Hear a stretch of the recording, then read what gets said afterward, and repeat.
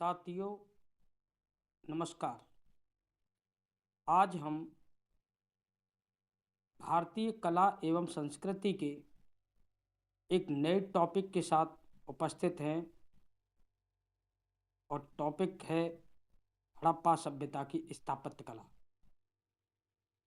जानेंगे क्या थी स्थापत्य कला, उसके बारे में। देखिए, सबसे पहले मैंने जो भी की पॉइंट बनाए हैं, 1 2 3 करके इस तरीके से मैंने लिखा है। तो जब आप प्राचीन इतिहास पढ़ते हैं तो उसमें हड़प्पा सभ्यता को पढ़ा जाता है। उसी को आप सिंधु घाटी सभ्यता अन्य नामों से भी जानते हैं। और हमने पढ़ा था कि हड़प्पा सभ्यता जो है नगर नियोजन के लिए जानी जाती थी। हड़प्पा की खोज किसने की? ऐसी कई सभ्यताएं उस समय विद्यमान थी, जिसे आप समकालीन सभ्यताओं में आप देखते हैं। सुमेरियन सभ्यता थी, बेबीलोन की सभ्यता थी या मिस्र की सभ्यता विद्यमान हुआ करती थी। तो हमें जानना है कि उस समय की जो हड़प्पा सभ्यता थी उसकी स्थापत्य कला कैसी थी, उसके बारे में आज हम चर्चा करने वाले हैं। सबसे पहले हम जानेंगे कि हड़प्पा सभ्यता के नगरों की रचना और भवन कैसे बने हुए थे। तो सबसे पहला ही पॉइंट है मेरा, नंबर 1 में हमने देखना है हमें नगरों की रचना और भवन निर्माण के बारे में बात करते हैं। देखिए, हड़प्पा सभ्यता में नगरों की रचना जो की गई थी एक निश्चित योजना के अनुसार की गई थी। नगर जो बने थे वो आयताकार ग्रिड पैटर्न पर आधारित थे और इस पद्धति के तहत जो सड़कें हुआ करती थी वो सड़क उत्तर दक्षिण व पूरब पश्चिम दिशा में फैली थी। तो हम कह सकते हैं कि सड़कें एक दूसरे को समकोण पर काटती थी। ये मैंने आप चित्र के माध्यम से इस बात को समझ सकते हैं। तो आपको एक पॉइंट क्लियर हुआ होगा। दूसरी बात कि जो हड़प्पा सभ्यता थी या सिंधु सभ्यता के जो नगर जो हुआ करते थे, नगरों की हम बात करें तो नगर जो है स्पष्टतः 2 इकाइयों में विभाजित हुआ करते थे। जो नगरों का पश्चिमी दिशा में जो क्षेत्र थे उनको जो है दुर्ग कहा जाता था, दुर्ग क्षेत्र कहा जाता था। वहाँ जो घर देखने को मिलते थे, भवन जो देखने को मिलते थे, वे भवन निर्माण जब हुआ है तो बड़े भवन देखने को मिलते हैं। तो ऐसा अनुमान लगाया जाता है कि वहाँ पर शासक या अभिजात वर्ग के आवास रहे होंगे। दूसरा जो इकाई मानी जाती है नगरों की, वो पूर्वी दिशा के मुख्य नगर क्षेत्र माने जाते हैं और इसमें माना जाता है कि नागरिक, व्यापारी, शिल्पकार, कारीगर और श्रमिक रहते होंगे।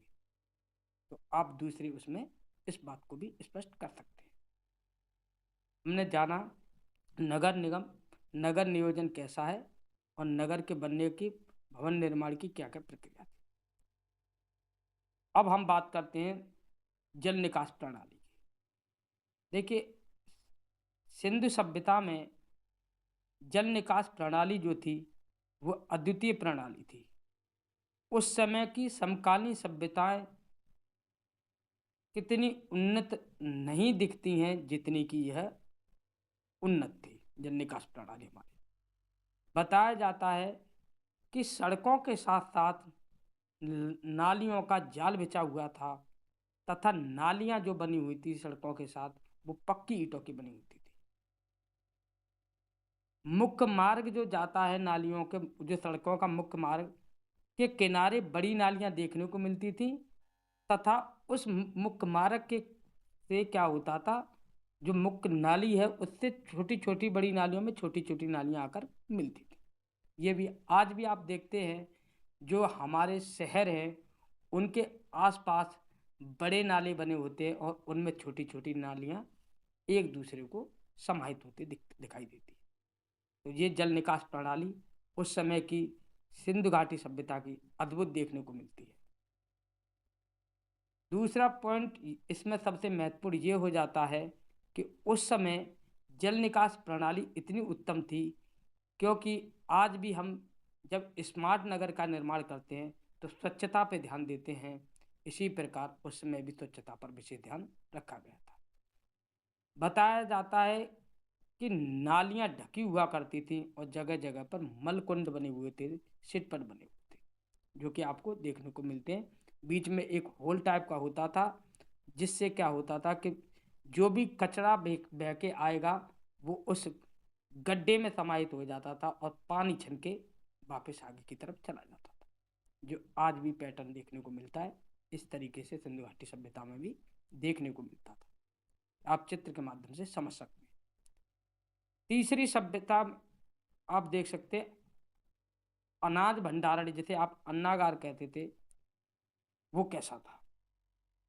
स्थापत्य जो बात शब्द आता है, स्थापत्य का मतलब ही होता है कि किसी चीज के उस समय कौन सी चीज बनी है, स्थापित हुआ, बनना।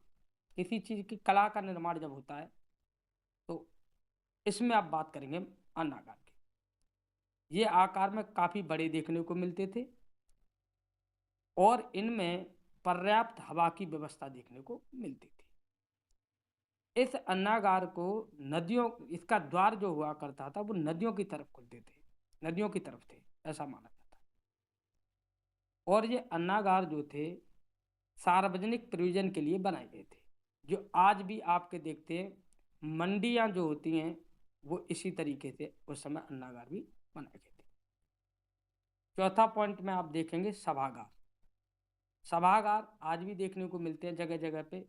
ये जो है, इनका निर्माण सार्वजनिक प्रयोजन के लिए किया जाता होगा, जो आज भी सार्वजनिक प्रयोजन के लिए देखे जाते हैं। और सभागार के लिए स्तंभों का प्रयोग देखने को मिलता है, जो आज भी वर्तमान में जगह जगह पे जहाँ सभागार बने होते हैं वहाँ पे स्तंभों से उनको बने हुए देखने को मिलते हैं। पांचवा सबसे महत्वपूर्ण, बृहद स्नानागार। देखिए, मोहनजोदड़ो का सर्वाधिक उल्लेखनीय स्मारक था बृहद स्नानागार, और इसकी लंबाई उत्तर से दक्षिण लगभग 55 मीटर मानी जाती है और चौड़ाई पूर्व से पश्चिम लगभग 33 मीटर मानी जाती है। इसके बीच का जो भाग था, जिसे केंद्रीय भाग कहते हैं, उसमें जलाशय बना हुआ था, पानी स्टॉक होता था उसके अंदर, जो लगभग 12 मीटर लंबा था, 7 मीटर चौड़ाई थी उसकी, और लमसम 2.50 मीटर गहराई थी। ये बात आपको देखने को मिलेगी, ये चित्र के माध्यम से आप समझ सकते हैं। स्नानागार के दो तरफ सीढ़ियां विद्यमान थी, जो उत्तर और दक्षिण में थी। इसमें आप चित्र में जब ध्यान से देखेंगे तो आपको सीढ़ियां उधर से उतरने के लिए दिखाई दे रही होंगी, एक पोल दिख रहा है, इधर से भी आपको सीढ़ियां दिखाई देती। तो ये सीढ़ियां जो बनी हुई थी वो उत्तर से दक्षिण में विद्यमान थी, तथा जल निकास व्यवस्था दक्षिण से पश्चिम में विद्यमान थी। तो इस तरीके से आप समझ सकते हैं। इस स्नानागार के चारों तरफ, तीनों तरफ बरामदा मौजूद था, और इस बरामदे के छोटे छोटे कमरे इसके चारों तरफ बने हुए थे, जो आकार में आज भी देखने को मिलते हैं। बताया जाता है स्नानागार का जो प्रयोग किया जाता था वो सार्वजनिक कोई भी पर्व जो रहता होगा, स्नान करते होंगे यहाँ पे लोग, और छोटे छोटे कमरे उस पर्व को मनाने के लिए लोग वहाँ ठहरते होंगे, ऐसा इतिहासकार मानते हैं। मेरे द्वारा आपको यूपीएससी पीसीएस के परीक्षा के मेंस के दृष्टिकोण से कला एवं संस्कृति की मैं क्लास जो है वीडियो के माध्यम से आप तक प्रेषित करने का प्रयास कर रहा हूँ। कम शब्दों में आपके पास अधिक जो है सामग्री पहुँचे, ऐसा मेरा उद्देश्य है। कृष्णा एजुकेशन ग्रुप आपके साथ इस सहायता में सदैव तत्पर है। आपको हमारे द्वारा जो भी वीडियो प्रेषित की जा रही है, अगर अच्छी लगती है तो आप हमारे ग्रुप को लाइक, शेयर और सब्सक्राइब कर सकते हैं। आपको वीडियो कैसी लगी है, आप अपना जवाब कमेंट के माध्यम से हमें दे सकते हैं। अपना फीडबैक कमेंट में आप ज़रूर दें। Thank you very much.